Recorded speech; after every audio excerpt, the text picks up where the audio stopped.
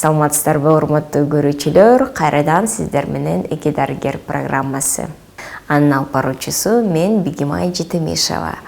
Бүгүн биз эл аралык жогорку медициналык мектебинин адам генетикалык лабораториясына конокко келдик. Саламатсызбы, Арге? Саламатсызбы, Бигимай Жетемишева. Рахмат. Адегенде өзүңүз жөнүндө тааныштырып кетсеңиз. Мен деген эл аралык жогорку медицина мектебинин илимий изилдөө бөлүмүнүн специалисти болуп эсептелем. Жана лабораториянын башчынын орун басары болом да. Бүгүнкү күнү сиздин көрүүңүзгө медициналык генетикалык лабораторияны тааныштырып, кандай изилдөө жүргүзгөнгө айтып бергенге чоң ыраазычылык билдирем. Рахмат, сиздерге чоң рахмат дейбиз. Өзү аты айтып тургандай эле генетикалык лаборатория деп, демек биринчи мен оюма келген бул генетикалык бузулган бир ооруларды изилдейт окшойсуздар деп ошондой элестеттим да. Мисалы үчүн ал оору мындай элдин баарына көбүнө угулуп жүргөн бул синдром Дауны. Адегенде ушул синдром Дауны деген эмне, ошол жөнүндө айтып бериңизчи.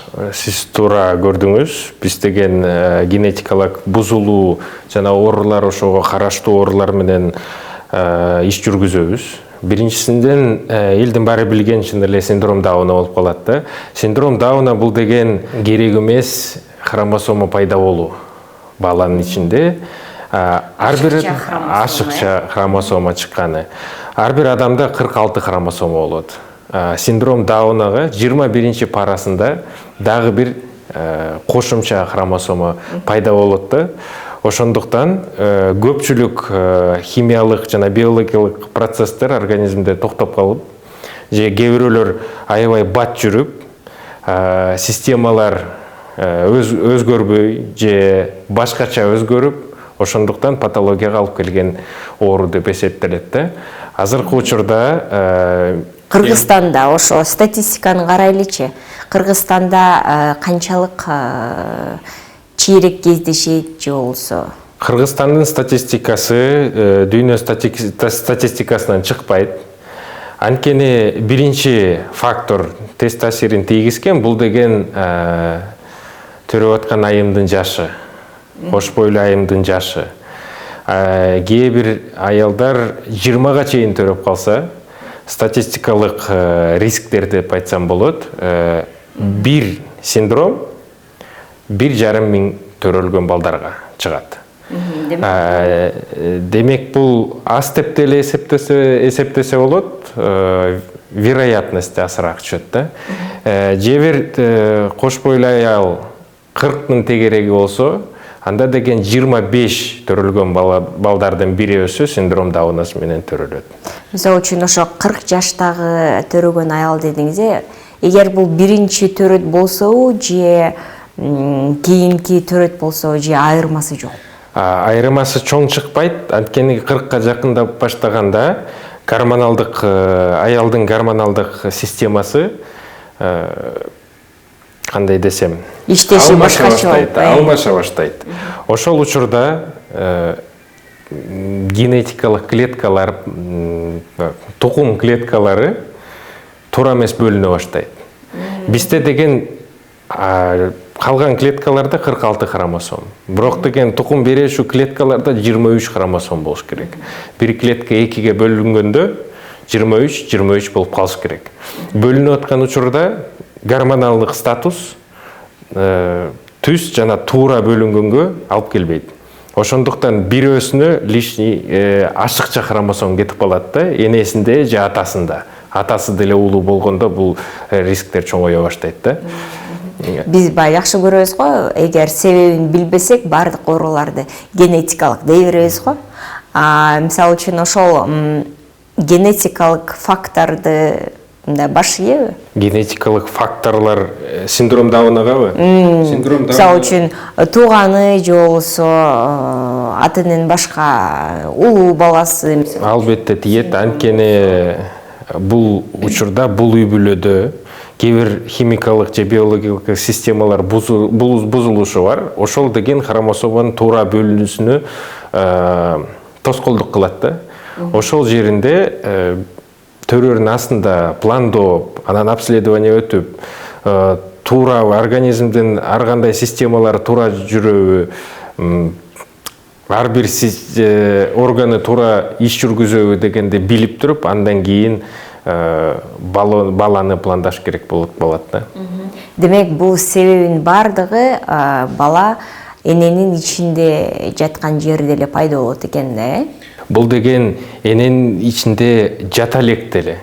Анткени бала төрөлөрүнүн астында бул деген эки тукум клеткасы кошулуш керек. Бул атасынан же апасынан. Ошол убакта апасынан же атасынан 23 эмес 24 келип калса, атасы 23 бердиби, энеси 24 берип калды. Экөөнү кошкондо 47 болуп калат.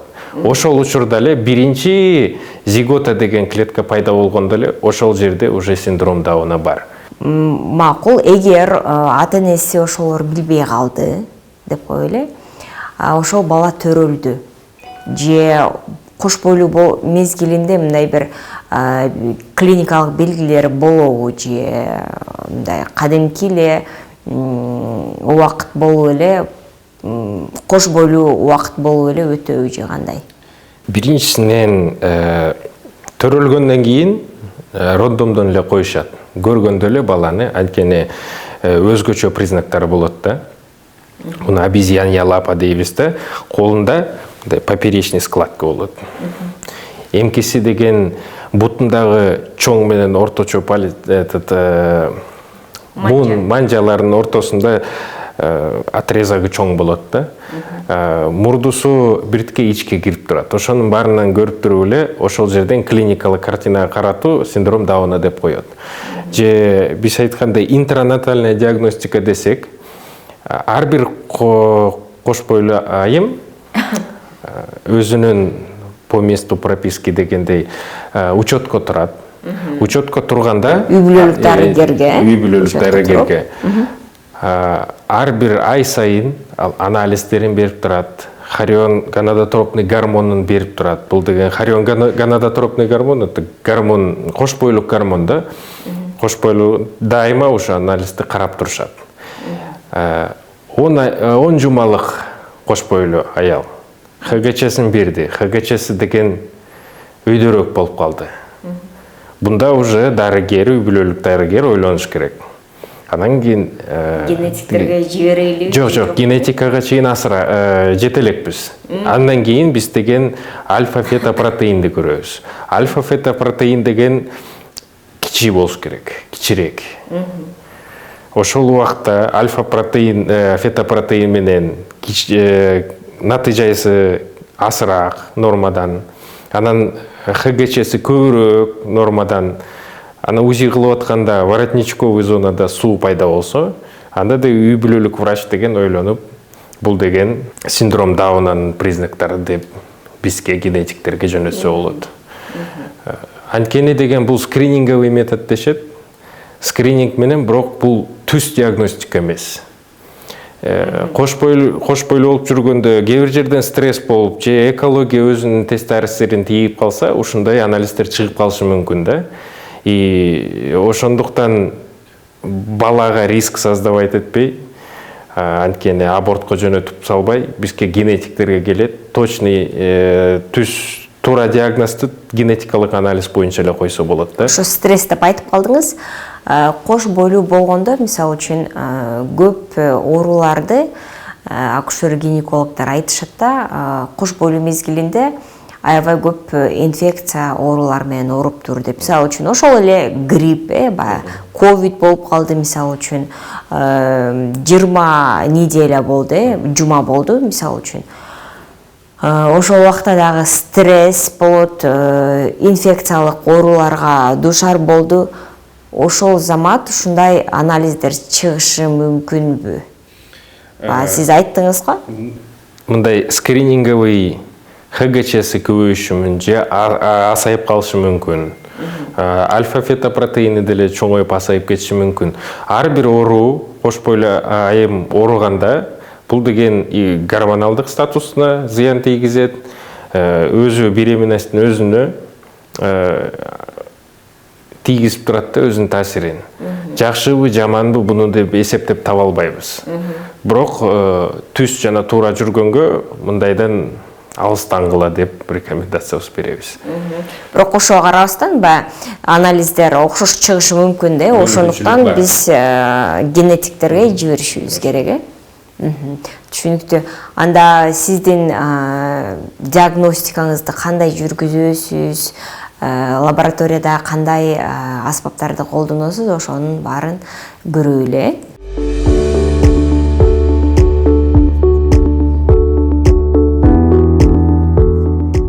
Тааныштырыңыз эми бизди өзүңүздүн жабдыктарыңыз менен. Башынан генетикалык анализ жасоого өзгөчө микроскоп керек. Жөнөкөй световой микроскоптор бияка жарабай калат, анткени люминесцентный лампа деген болуш керек. Люминесцентный лампа деген күйдүрөт хромосомдору. Микроскоп бул, Бул биздин микроскопубуз. Германиядан заказ кылып, немистер өздөрү чогултуп, бияка алып келип орноштуруп беришти. Анткени система, иштеген системасы орурак болуп калат экен да, өзүбүз чогулта баштасак. Башынан артында люминесцентный лампа турат, астында 3 объектив турат. 3 объектив деген азыркы учурда сизге кишинин даяр препаратын кое берип туруп, экранга чыгарып бердим. Бул система Икарас. Дүйнө жүзү кариотипирование деген анализге Икарас деген программа менен иштейт. Башынан сүрөткө тартып алабыз. Микроскоптун астында турган сүрөттү компьютерге көчүрүү үчүн сүрөткө тартып туруп тазалап баштайбыз. Бул деген азыркы өзү препарат деген ушундай болуп даярданган.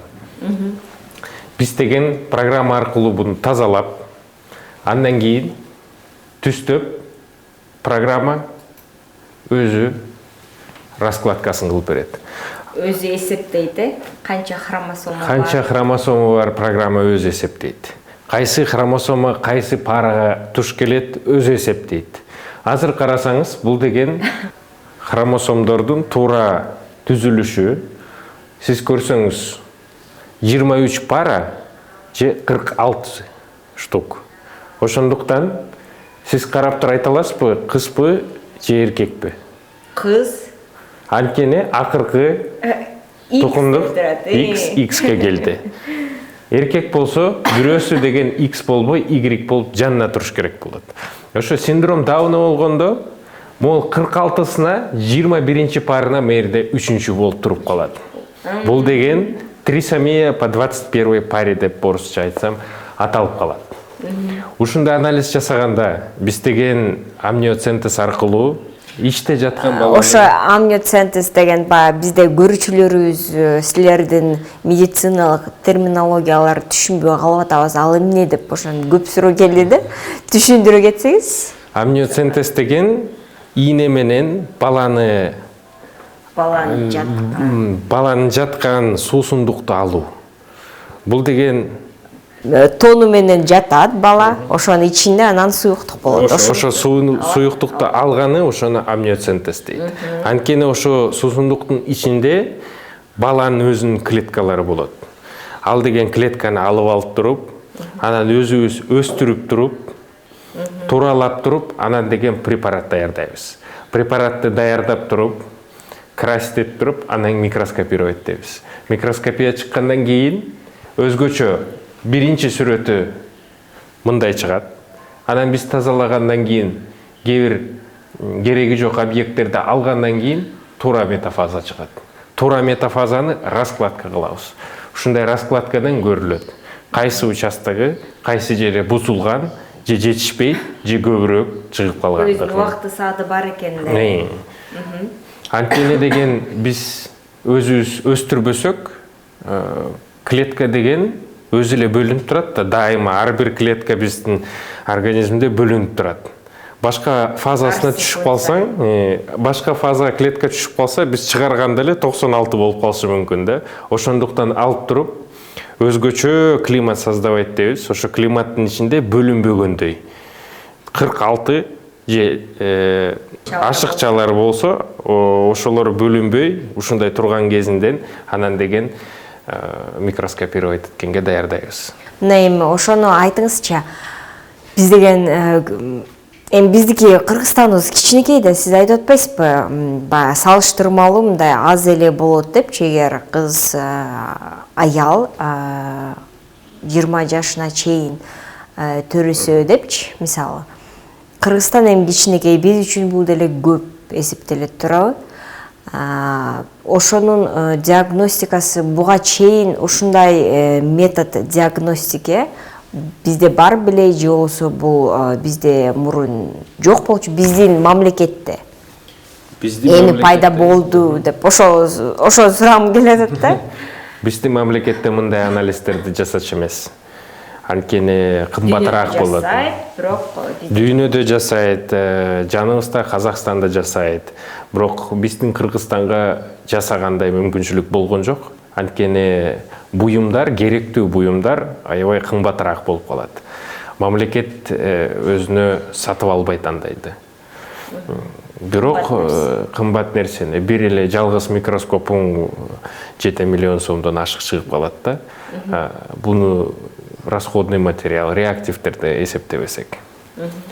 Ошол аркылуу деген биз ушу максатты, ошо генетикалык ооруларды табайлы, изилдейли, алдын ала, ошого биз ушу лабораторияны уюштурдук. Демек бул эми иш жүзүндө иштей баштайбы, же иштедиби? Азыркы учурда бизде деген мамлекеттик аккредитация болот.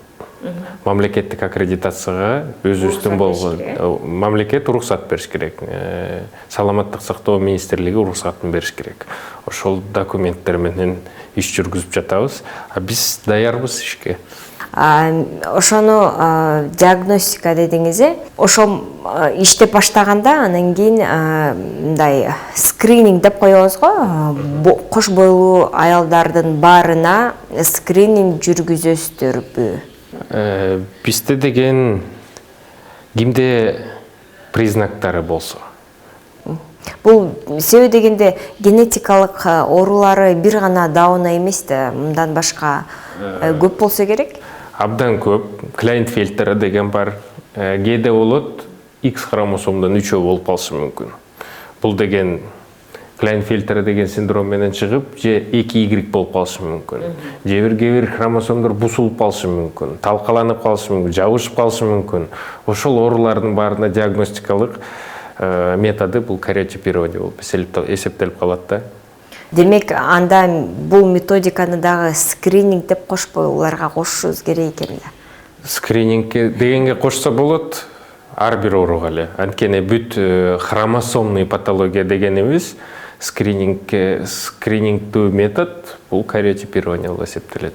Ошо бул эми алдын алуу деп дайыма оорулар жөнүндө сүйлөшүп атканда биз дайыма сурайбыз да, алдын алуу максат, алдын алуу аракеттери эмне депчи. Мен сизден сурабайт деле болушум керек, себеби дегенде алдын алуу деген эрте диагностика кылып, анан кийин сиздерге эртерээк келип, анан ошондо алдын алуу ыкмасы экен да. Ошосун деген жол астында бул пландоо, кош бойлуу болуу пландоо. Аял пландап, үй бүлө пландап, балалуу болобуз деп, андан кийин социалдык условияларын түздөп, акыртыы кош бойлуу болгон кезде ар бир адам учетко туруп, анализдерин берип, анализдер биринчи очередде кош бойлуу адам инфекцияга текшериш керек, андан кийин хронический патологияларына текшериш керек, анан үчүнчүсүнөн подозрение болсо генетикалык анализ кылганга баланын өзүнө. Эгер жашырын болбосо, бул диагностиканын баасы өтө кымбат болобу же кандай? Мисалы үчүн МРТны алып ошо салыштырайлы да. Элдин баары билет да, МРТнын баасы канча экен да, мисалы үчүн. Эки МРТде чыгып калат окшойт. Эки отделы, эки бөлүмдүн эмеси, снимогу. Анткени деген биякта бир эле клетка эмес, биз деген бир раскладка кылгандан кийин дагы 2-3 раскладка кылышыбыз керек. Анткени кээ бир учурда катадан сактанып калыш үчүнчү. Кайра ошол эле кишини текшериш керек. Ошол үчүн кымбатыраак чыгат да. Анткени бир адамды биз 4-5 жолу текшерип чыгабыз. Бир сүрөттү көрүп алып, анан ушундай экен деп чыгарууга болбойт. 4-5 жеринен алып туруп, 4-5 жерин тартып туруп, анализ кылгандан кийин чыгат туура диагнозу. Чоң рахмат. Бул эки дарыгер программасында болбогон бир информацияны бердиңиз. Менимче элибиз билип калышат. Ушундай диагностика бизде деле бар экен. Себеби дегенде көп эле бир нерсе болсо эле, ой, Кыргызстанда жок да, бизде жок да деп эле чет мамлекетке чуркаганды жакшы көрөбүз да. Эми сиздер ошентип алып келиптирсиздер, ушундай диагностика жүргүзүп баштапсыздар. Эми биздин чөнтөгүбүз да кичине эконом болот да, себеби дегенде чет мамлекетке чыгуунун кажети жок экен да. Рахмат сизге, ошондо баарын көргөзүп түшүндүрүп бердиңиз. Эгер сиздин элибизге болгон каалоо тилегиңиз болсо, сизге сөз. Сизге да чоң рахмат, сиз келип кеткениңизге, бизди элге билдиргизгениңизге. Кыргыз элине айтканым деген ден соолугун сактап жүрсүн. Ошондуктан Бардык анализдердин алдын алат, Анткени деген кыргыздар биртикке жалкалоокта өзүнүн ден соолугуна карашпайт. Бизде деген врач аркылуу тамашалайбыз. Өлөрүнө 2 күн калганда келишет деп. Ошону деген элдин башынан чыгарып, өзүнүн ден соолугун карап, профилактиканы дайыма кылып жүрсүн. Сизге чоң рахмат. Сизге да чоң рахмат. Урматтуу көрүүчүлөр, биз сиздер менен эл аралык жогорку медициналык мектебинин адам генетикалык лабораториясында конокто болдук. Баарын көргөзүп, түшүндүрүп бергенине ар кимге чоң рахматыбызды айтабыз. Ар дайым ден соолукта болуңуздар. Кайрадан көрүшкөнчө.